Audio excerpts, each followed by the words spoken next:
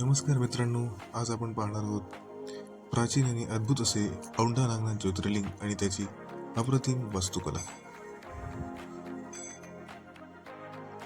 औंढा नागनाथ मंदिराची बांधणी सातवाहन काळात म्हणजे अंदाजे 2000 वर्षापूर्वी झाल्याचे मानले जाते. या मंदिराची वास्तुकला दक्षिण भारतीय आणि हिमाळपंथी शैलीचा सुंदर संगम आहे. मंदिरात प्रवेश करताच आपले लक्ष वेधले जाते ते भव्य दगडी स्तंभ, यावर कोरलेले अत्यंत सूक्ष्म शिल्पकला आजही तितकीच ताजी वाटते. मंदिराचे गर्भगृह जमिनीखाली असल्याने ही त्याची एक अनोखी विशेषता आहे. भक्तांना शिवलिंगापर्यंत पोहोचण्यासाठी खाली उतरावे लागते आणि ही रचना पाताळ लोकांच्या संकल्पनेशी जोडली जाते. संपूर्ण मंदिर मोठ्या मोठ्या काळ्या दगडात बांधलेले असून शिल्पांमध्ये देवदेवतांचे, नर्तकांचे, योद्ध्यांचे आणि विविध पुराण कथांचे सुंदर कथानक कोरलेले दिसते.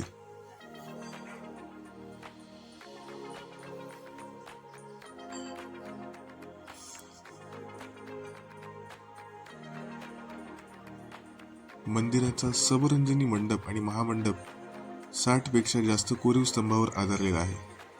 प्रत्येक स्तंभावर वेगवेगळे अलंकार, आकृत्या आणि देवमूर्तींची नक्षी दिसते. या शिल्पावरून त्या काळातील कला, संस्कृती आणि शिल्पकारांची दृष्टी किती उंच होती याची कल्पना येते. मंदिराच्या बाहेरील भिंतीवर नागदेवतेशी संबंधित अनेक शिल्पे कोरलेली आहेत, ज्यामुळे नागनाथ हे नामकरण अगदी योग्य वाटते. शिवालयाच्या सभोवती असलेली प्रशस्त जागा, भव्य तोरणे आणि दगडी रचना मंदिराला एक अद्वितीय आध्यात्मिक वातावरण देतात.